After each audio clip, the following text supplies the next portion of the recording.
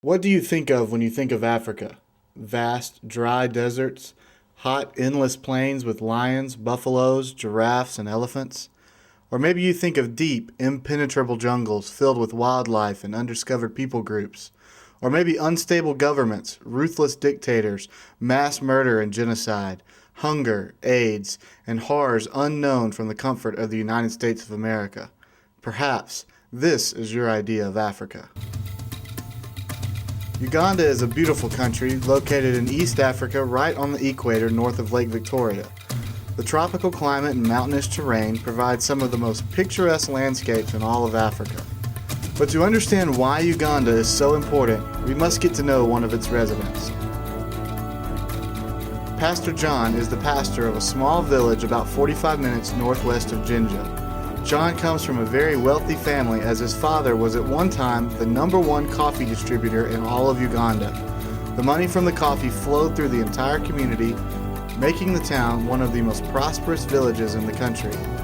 This prosperity gave John more opportunities than the average Ugandan citizen, so John studied hard and started going to school to be a physician. While in university, he began to suffer from severe headaches that the doctors could find no answer for. He had access to the finest medical knowledge for the time, but when that failed, he turned to local remedies and even witch doctors. Nothing worked, and John thought he would have to live the rest of his life in constant pain. That was until he met some missionaries in 1974 that confronted him with the gospel.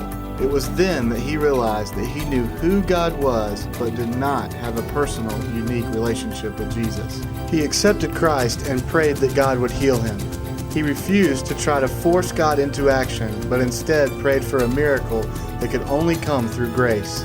A few years later, he was healed and has had no relapse since. John was so affected by his new relationship with Christ, he dropped out of university to go to seminary. While he was in seminary, his father passed away, and John inherited all the land and the coffee business. John had all he needed. John was a rich man. In 1982, a disease took over the coffee plants and withered the crop, killing with it the income of an entire community. Now, John's community has nothing and are struggling to get by growing sugarcane on the land that once produced coffee. John sold off part of his land in an effort to put some money back into the community, and in 1984 donated the land behind his house for a small school to help educate the children. John is now facing a very different future.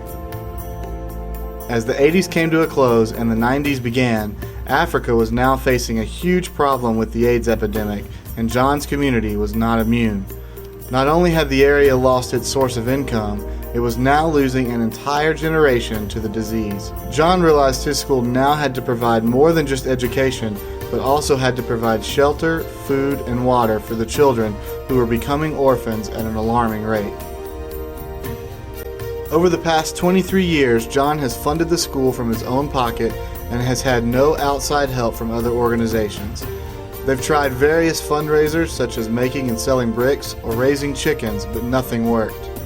Finally, in 2008, Ted Moody, or Big Daddy as he's known around Uganda, arrived to help John and his school. Ted's organization, Pennies for Posha, delivered almost 5 tons of food to the organization, or enough to feed every child for 5 months. Pastor John said it best when he said to Ted, "Now that you have taken care of the children's day-to-day needs, we are free to concentrate on raising disciples for the Lord." It is easy to miss the significance of a simple meal for a child, but you have to understand the big picture that John sees. He truly believes that God will use Uganda to save all of Africa. He is teaching and molding the next generation of missionaries to reach his land. He sees Uganda as a city on a hill that is surrounded by dark places such as the Sudan, Rwanda, Somalia, the Congo, and Darfur.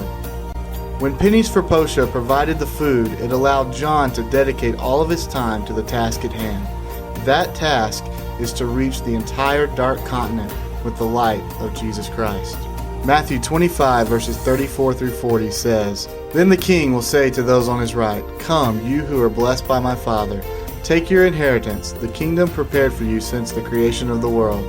For I was hungry, and you gave me something to eat. I was thirsty, and you gave me something to drink.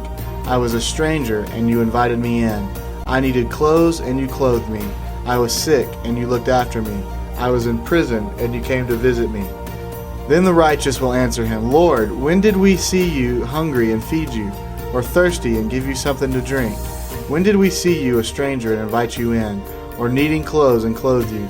When did we see you sick or in prison or go to visit you?' The king will reply, 'I tell you the truth, whatever you did for the least of these, you did for me.'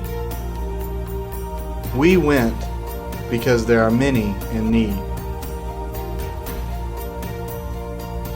We went because Jesus died for the many. We went because Jesus loved the one.